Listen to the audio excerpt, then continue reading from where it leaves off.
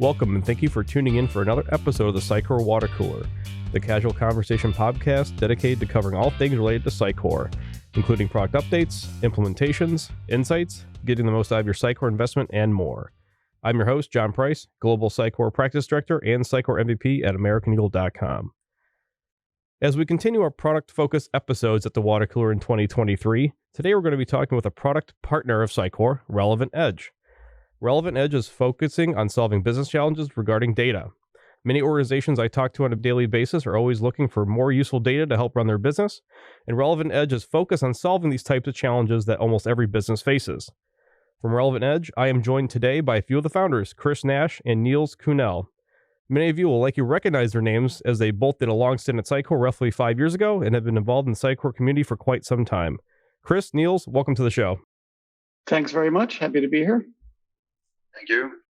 So guys, it's an interesting episode today as you both worked at Sitecore, so you've seen the product come along, you were involved with some of the product development. So tell us, how did some of your experiences at Sitecore influence what you guys do today? So I'll give my perspective on this and let Niels jump in. I would say that working at Sitecore, I greatly enjoyed working at Sitecore, and when I left Sitecore, it was, I was asked would I work there again, and I said yes, I would. I would be open to that, and I say that more because it's just a testament, or just sort of like a statement that I think it's a great company, and I enjoyed working there.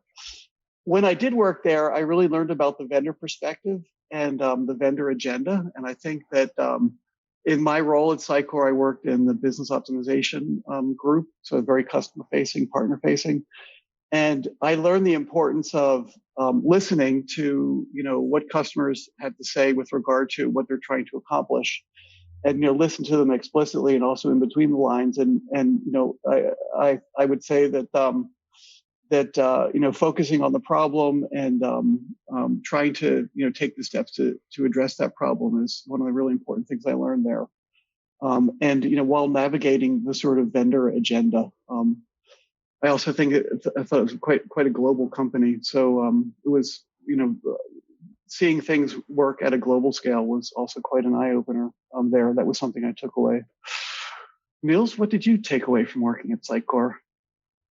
Interesting question. No, I think in particular the global scale was definitely something that intrigued me. As some might know, I had a significantly more technical position in Sitecore than Chris did. So you can say as a technical platform architect, as they were at the time, it was very interesting to design this data collection software and see all the data being used. Because that's a benefit you have by working in a company like Sitecore. That is that there are big brands out there actually using the solutions. So it's always, one thing is like designing software for the fun of it, or at small scale, you do sometimes, but really seeing scale and being used was super interesting. One of the things that I also, why I left Sitecore, was also that, now I was part of designing all this big machine, and I felt like it could be super interesting to use it for real. So that was definitely also what triggered me to go into like a small specialist agency afterwards. Where I met Chris, you can say. So that's kind of my main takeaway is, just really, really interesting to see like the core of what drives big brands globally and being part of that technology and see how much and well it can be used. Perfect. Yeah, you both bring interesting perspectives, because Chris, you're kind of like on my side, the business strategy sales side, and then Niels, you're obviously more on the technical side, being the CTO at RelevantEdge. So it's going to be very interesting perspectives, especially with how you guys adopt your product and company. Which leads me to my next question, right? You made a few stops before starting RelevantEdge, but tell us how and why you guys did start RelevantEdge. So while we were both working at Sitecore, when Sitecore XP was launched first, version 8.0, in the end of 2015, right? In 2015, yeah. I want to say 14 to 15. But it was right around the turn of the year.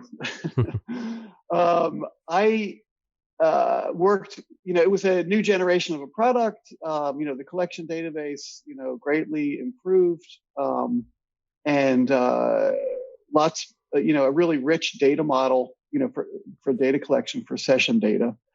And in the customer projects that I had, the customer-facing projects, part of what I did at Sitecore was working with lighthouse customers in a way, trying to build really, good cases. And so I got the opportunity to work closely with some really great brands, large brands, global brands, Volvo, Nutricia, et cetera. And in the projects, we're trying to showcase the product and trying to bring out simplify the value of the technology, the understanding of the value of the technology. And working with Sitecore Analytics, I recognize that, there's a lot of great data collected in Sitecore, but the analytics is a fixed product, built into the platform, and it only gets you so far. So simultaneously, Niels, he created something called the Experience Extractor, and we worked in the same building, not far from each other, and we got to, I got to learn about this Experience Extractor. Tried it out, and it was just amazing. This idea that you could extract data and visualize it in a tool like Excel and Power BI, tools like those, et cetera. And it was an eye opener for me, and it really led me to this idea of the power of data visualization in helping business oriented users understand the value of the technology. So if you can visualize how how a marketer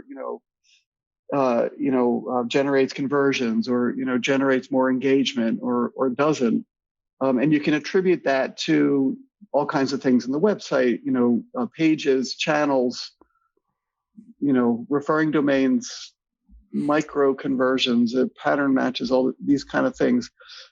It's quite a step forward. The flexibility in customization, and that sort of was a spark from my side. This idea of visualizing the value of the technology for business-oriented, stakeholders, and that's what we do today. And that was a sort of key driver. And then coincidentally, we happened to be able to start the company together almost 3 years ago. But Niels, now that I've hogged the answer here, what's your perspective? Definitely the Experience Extractor. Very, very interesting. So after we launched Sitecore 8, we were a few just in product talking about what would it look like? Could we make some kind of data warehousing just here and there? What would it look like without collecting requirements? Just geek talk. And then I got a new manager. I think I referred to some VP of something, and he forgot to check on me what I was doing for a month or two. So that was what I did. Quite interesting. Also, the first formal open source project in the history of Sitecore, as far as I know. And I was amazed by meeting Chris and some other guys in SPOS to see, okay, it's not just something we chatted about. There is actually a real value. And even though it was also great to see Sitecore in this particular instance supported the sort of the joint work between us at the time more than I would think. So that was really great. Again, seeing this, my take on how you can shape data in a great way to be used by actual business users with, I'm not going to insult you, Chris, but you can say average technology insight. So even though it was kind of I wouldn't say handheld, but quite technically complicated solution, you quite quickly realized how it worked, because it added all the value you sort of could really leverage at the different customers you had at the time. So to kind of summarize, you guys, for anyone that's worked on Sitecore XP, I think majority of customers eventually run into, I don't want to say dead end, but you eventually run into an area where you want more data, more analytics, more reports, right? Sitecore XP can track pretty much anything you want. You've created a mechanism where you can extract that data and basically dissect the reporting pretty much any way that you like. So it's a huge business need that you guys are solving. Yeah, and it's actually, it's just as much about what we now call integrated analytics. So you can join that data up with, CRM data Yep. or ERP data or Google data, Google GA4, Search Console, paid ads, LinkedIn ads, etc. And the the marketer, the user, the stakeholder, because that could be an executive or manager, daily marketer. You just get a wider view of what's going on, and it's a better sort of foundation for making decisions when you can see connected, experiences, Yep. through this joined data. So that was a sort of, that's where we've taken it. It's, from just the extraction part, the data transformation and modeling part is the thing that we're really focused on. Yep. Perfect. So you've kind of already started to cover it, but just kind of, to summarize, what are some of the most important business problems you all are solving with RelevantEdge? You started going into being able to cross-reference multiple types of data, but just some high-level important business problems you guys are solving. I would say, and I'll content analytics, personalization analytics. These are two areas that, the traditional analytics, where Google Analytics dominates, but certainly there are up and coming and analytics packages out there. But there's not they're kind of they're kind of all purpose. Whereas content analytics, and particularly in the sort of arena of Sitecore being having CMS as a major piece. The need for content analytics is definitely important, because that's really how you leverage the investment in Sitecore, getting a deeper understanding of how you, not only the effectiveness of content, but also the effectiveness of managing the content. So, for example, being able to filter your analytics by your Sitecore templates, content templates. It's quite a powerful feature, and it's maybe a smaller example, but it sort of illustrates the idea that when you're joining session data with Sitecore content data, that there's a lot of power in that, and it comes at a very low cost, so very low effort. You're building your site anyway, so why not filter your analytics based on the content tree, in addition to, of course, what the other session data. So that those would be some of the important problems. And from a technology point of view, Niels, what would you say in terms of some of the important problems that we're addressing? Well, I would say from a technology perspective, what is also sort of, you can say, the DNA in the product we're building is it's mostly about the business problems you're wanting to solve. So it sort of takes all the technical challenges, all the technical complexity sort of away from the entire process. So, but like a little bit facetiously, you can say we automate all the stuff a marketer don't care about. You can say like, okay, this is the data, this is a particular business questions we have to answer. Obviously, from a technical perspective, then we need the XDB, CDP sometimes, we need the master database, we need some data from some dynamic CRM or whatever. And then it connects it and you can say inflates the data warehouse. So you don't need to, Chris doesn't even need to think about the data modeling. You simply just go with these data sources and he can start putting it all together for the customer. So you can say that the technical challenge we're solving is essentially hiding it all away. So Niels, you talk about, you've once talked about, or several times, that we're doing the data engineering work for the customer, right?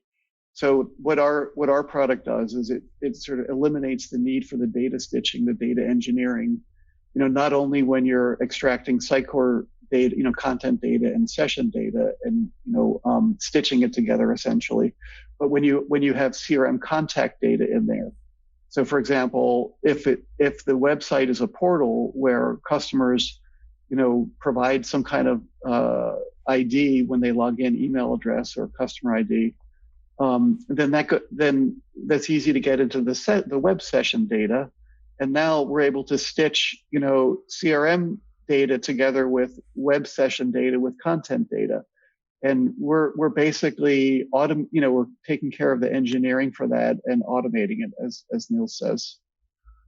That is correct. It's always you can say a personal matter whether you find something difficult or challenging or not.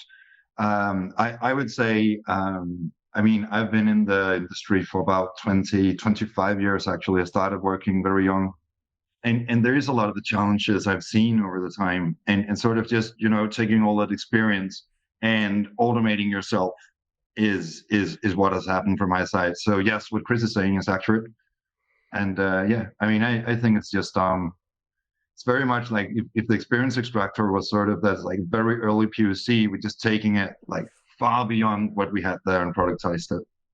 Yeah, I mean, we try to, like I said before, like when I worked at Sitecore, I really learned about the importance of listening and navigating your own agenda from the and the customer, what the customer's objective is, and we really use this company as a kind of a laboratory we're using this company as a kind of laboratory to really build a product and strengthen it, as almost for fun, in a way, for ourselves, right, first and foremost. So we put ourselves in this position, and it's working out so far. Yeah. All these things, fingers crossed, whatever. So I think that's also in this discussion about focusing on problems and what's driving us. No, it's a great overview, guys. I like what Niels also said. It's like when a marketer or business person wants something, they don't want to hear about the challenges that they have to overcome. It's like you guys kind of remove those barriers. Like, all right, now we're going to give you this because this is what you want. So I definitely like, Niels, what you said on that piece, because it's, working in any technology, that's always something a marketer or business person doesn't want to hear what all the challenges are. Like, hey, I want this regardless. So you guys help solve that middle ground. Yeah, I've always been, or I've learned at some point to be aware of, like, people are not paying you to tell them, what their problems are. They're telling you to fix them. Exactly. You got it. So you definitely appreciate what you guys are, what you're solving there. But Chris, you mentioned, you're like starting the company. I mean, starting a company is never easy, but you guys started one in the middle of a pandemic. So I'm also just kind of curious over your journey the past few years. What have been some of your most rewarding moments that you guys have had overcome, or some great customer success you guys want to highlight? What do you say, Niels? I would say when we started, one of the really big successes Chris and I were like, okay, we start this out, see where it goes, give it half a year, and then we evaluate whether this is like a company we're going to stick to. And Chris, we still haven't had that conversation. What do you think? No, but that's true. It's like I think you always start out. I don't know. We think we started out with a customer or two, so we knew there was a basis for what we were doing, and then big brands called us. Just like, seriously, hey, you guys, we heard you have the solution that does this and that. How about chatting? And Chris and I was just like, sure. So, I mean, the biggest success was we actually came a really long way with a marketing budget, about, I think, $9 per month for a small website. Yeah. So that was great to see. Like we identified we had identified like a you can say a hole in the market or a position, and we could just see, okay, yeah. It clearly seems like we are onto something here. I would say that's the biggest success. Great. Is seeing that we get customers literally calling us. Yeah, I definitely agree with that. And I think for me, I have one clear answer on this, and that is one of our customers at one point reports to the CIO of the organization. And the CIO was looped into, basically, we prepared a short presentation about what we're, with some dashboards and what our platform is doing. And he received it, and he wrote back in the email, this is exactly why we bought Sitecore, and this is what I need to communicate to our board of directors. Because we're visualizing the business value of their technology investment in a way that was, material for them. We're showing revenue related to, customers, who are purchasing through the, through the website or websites. And that was, at the time, it was sort of just like another email flying in and out. But, I've thought back on that, often or several times, thinking like that was definitely like a testament to, okay, we have something here for sure. Yeah, emails and comments like that are always extremely rewarding. That's great. Yeah. Great to hear, guys. Congrats on all your success so far. But with that Thank you. said, you guys have been around for a number of years now. You grew through the pandemic, but also with some of this turmoil, Sitecore has changed their product scope and their product strategy as well in the midst of this. So I want to switch gears to what you guys are focusing on now and going forward as well.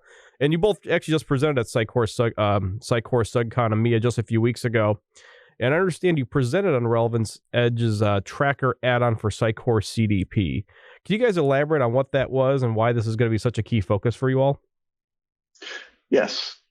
And I know that, so I'll say a little bit and I'll turn it over to Niels because it was mostly his presentation and the tracker is his baby. But with the first part of your question, the evolution of Sitecore, I mean, I've worked in digital marketing, since it started, since it was invented. And I working at Sitecore was an eye opener for me because I came from software as a service world of, the birth of that and then the evolution of that. And I started working at Sitecore in 2011. And Sitecore had this platform that sort of and I knew about like the disparate tools, right? Analytics, web, email, everything is in different tool sets, different data silos. And then Sitecore had this different approach where data was managed in one database, or you could capture centralizing data. And I was like, this actually makes a lot of sense. There's a benefit in doing this. And so as Sitecore has evolved, and with the new generation, Sitecore CDP, personalize, send, search, etc. At first, we were a little bit like, okay, this sounds interesting, but what the hell's it going to be? But since the main thing for us is the people at Sitecore who we've met, the product people, the people from BoxEver, people in Sitecore who've been there for a long time, new people who've joined, some of the executives, Dave O'Flanagan, for example. And we have had such good, such a good feeling and, take on what they're doing. And also just as people, they're just really open to hearing what we from our perspective, what we have to say, what we're doing. They've been very supportive. So I think the direction is great. And our strategy, of course, is, we're all in on CDP and CDP personalized. Awesome. And we have we support that in our platform, so that we can provide integrated analytics where the session data is collected in Sitecore CDP. If personalized is also used, then we also provide, custom personalization analytics, insights where you can even like attribute towards your CRM data if you wanted to. And what we found along the way is that the couple things with CDP, there's some more setup involved than with Sitecore XP. That's just maybe a little bit of random comparison, but I mean, that's true. That's true.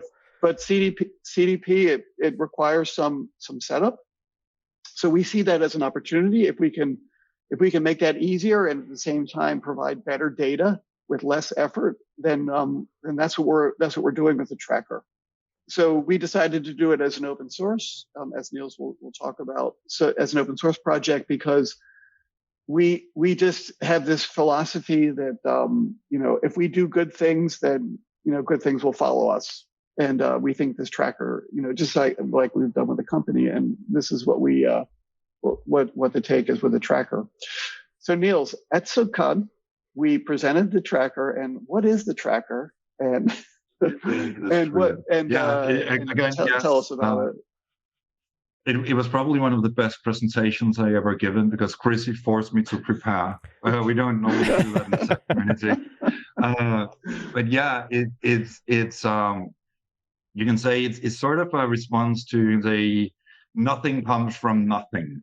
And I know that also from XConnect, generally anything that has the ability to collect events and where you can ingest events at some point comes, you can say, into the creativity of the developer, the budget allocated for the tracking. And it's not trivial to do all these different things. Google is doing it well, of course. But I thought, what if we could somehow automate this. Again, automate is, I say it all the time, and it is a very important part of what we do.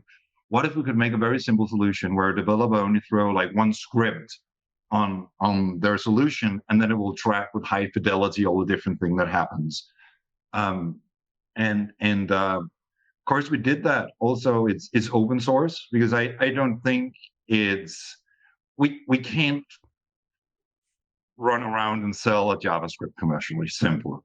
And also because it's supposed to sort of take all the knowledge we have, generally all the research we've done about ITP, like whatever the European Union they like and don't like, and so on. And instead of having to like provide guidance here and there to different partners implementing our solutions, like why not just encapsulate it in one solution, put it out there?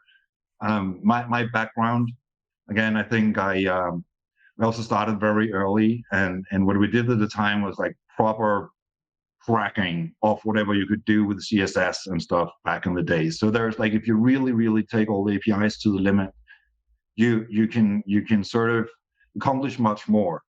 And it's like it might seem very simple, just how long are you on a website? It's not when you enter the site, it's how long time you have the website open. How about outbound link tracking? Well, sure, but where do you go? What is your navigation pattern between different tabs? How do you deal with first-party cookies in a way so fingerprinting is not possible? And sort of really taking state-of-the-art technology to be sure that you're kind of, you can say, a teacher's pet if you track in this way. And I thought it should be open source. I think it aligns perfectly well what we do. Again, you can't get further away from the edge than what we are doing in our sort of, you could say, the commercial offerings we have. And this is just going all the way to the edge, making sure that the data can be collected regardless of, you can say, platform, backend, whatsoever. And final remark about it before, please show a flag if I start rambling too much. But it's more about, it's also something where we hope it will be maintained. We call it tail F. It's not RelevantEdge something. It's like a proper open source project where the hope is like we will also get other resources in, just changing things. Stuff changes all the time. Firefox starts blocking cookies in a new way, allowing new things. So having this one library kept up to date that is not tied to any commercial platform just does the good work that you need in your device to be sure that events are collected correctly and reach the backend. So a couple quick follow-ups to that. So I guess what are just a couple very, very specific use cases the tracker is solving? Is there any, like just one or two you guys can point out? One of the use cases where it solves a lot is where you would normally go in as a marketer with Google Tag Manager and tag up very specific actions you want to monitor that your visitors are doing. It does all that automatically because it knows about the context, because it hooks into the CMS, XM Cloud in this particular presentation we did. It knows about the placeholders, it knows about the components, it knows about the data sources, all the stuff that you have on your website. So when we track an outbound link, we know perfectly well in context what link was it. But then it does it for all links. So you don't need to go through Google Tag Manager and pick the ones you like. So it will give you all these things by itself. That's the technical answer to what it solves. So something as simple as like a button click. If I add a button to a rendering, you actually will know when a button is clicked on a web page for a specific user, and it will record it back to Sitecore CDP. That's what it does. And I even tried it out on the SUGCON site, where there's a lot of you can say external HTML shuffled in from some events thing. It also picks up on like context it can find, data attributes, whatnot. So when you click one of the speakers, it could tell you, oh, this modal opened for this speaker for this session. And it could also see like, oh, you clicked, you closed the modal again. So those events are also auto-generated and stored in CDP. So Chris, before I let you answer, just one quick follow-up to that, and this might be part of your answer too, because with Sitecore CDP, it does keep track of things at the user level. And the one thing that I see Sitecore CDP that doesn't have yet that XP does is like a roll-up of what all those goals and things might be, right? So if like this one button was clicked by 600 users, being able to see that type of data. So I'm not sure if that's what you guys are offering yet, but that might be something I've heard as a request. But Chris, I did have another question, but I'm gonna let you jump in here. Thanks, John. So, but yeah, that to address the point you just made, the use case. This is what it does, and it's actually quite. I'm quite interested to hear that use case, hear about that use case. And it's an example of like when we start the customers we work with, are either data driven or trying to be, on the path to being data driven, and they invariably, often they're just asking for the ability to measure things, track things, that might not be, measurable or tracked today because there's no, no tracking script on it, so, or no tag or, Google Tag Manager thing set up on it. And so that's a bit of the motivation. I was going to say that, the tracker, it's, what it provides is it joins the Sitecore items with sessions. So as a user is navigating pages through the XM Cloud website, the session will get to know the item ID of that page, right? Got it. So then we can join the session back to your content tree. It's very powerful, this idea. People who work with Sitecore, they get it in like 2 minutes and understand, wow, that's really a great way to think about analytics because you can filter by everything in your content tree. Yes. It also captures referring domains, which is super interesting in the world of analytics because, not only is it like organic search, but it's, google.com.au, google.hk, google.dk. It's takes you beyond channels. When you're focusing on, inbound referring domains, inbound query strings, extremely powerful in analytics, capturing the entire query string, which Sitecore XP does today. Yep. A lot of people don't realize it. And, for every inbound link from Google, there's a GCID that tells you or not, is it paid or organic? I mean, Google's telling you that through the query string. And you can use that again as a filter in analytics.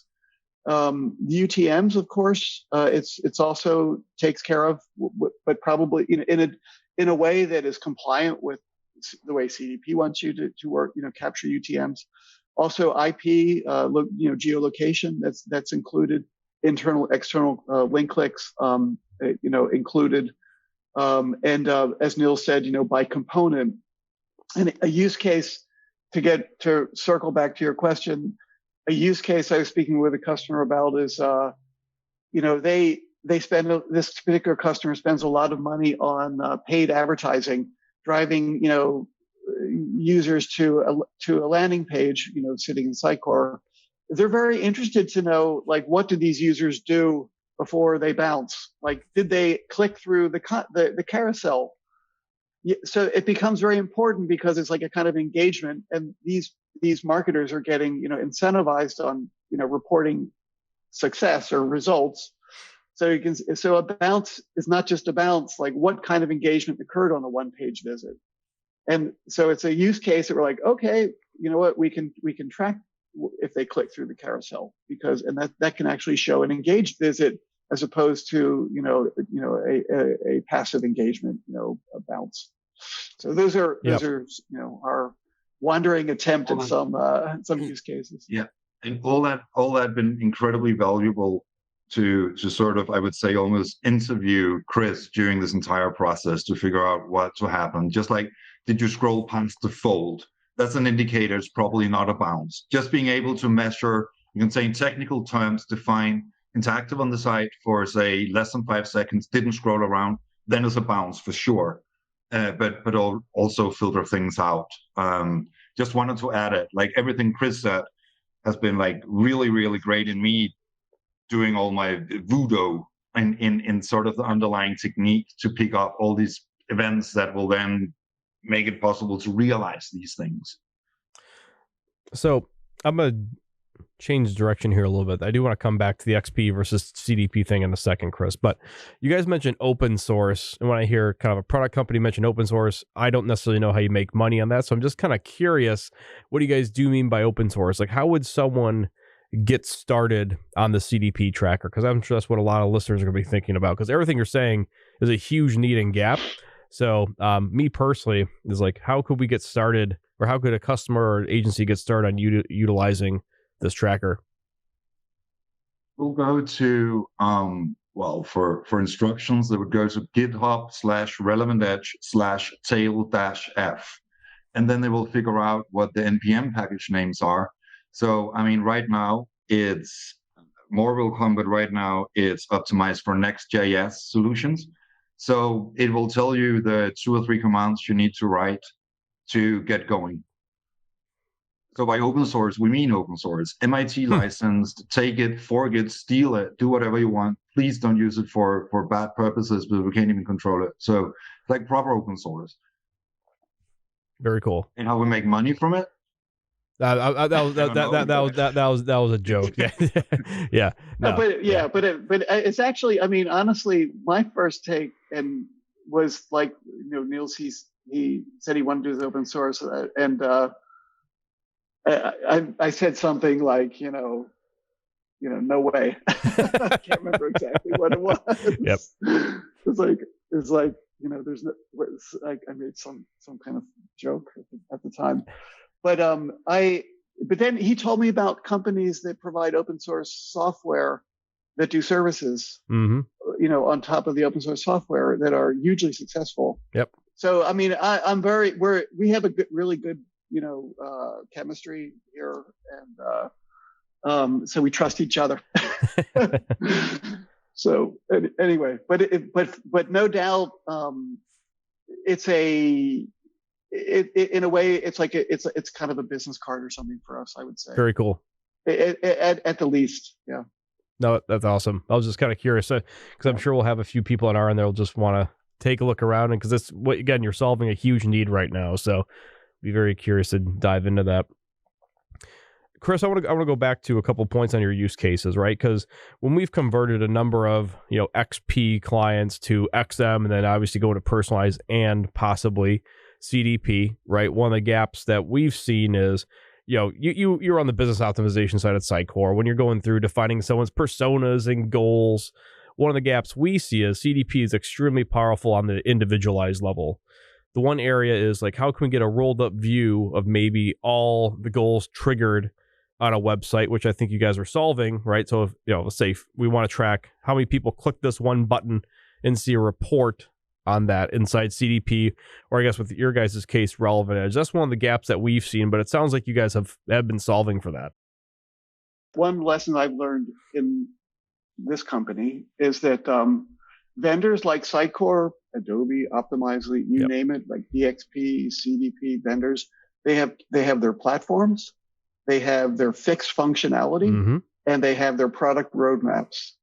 And they will, in order for them, and invariably within that, they have analytics, applications or tools, and those are fixed, right?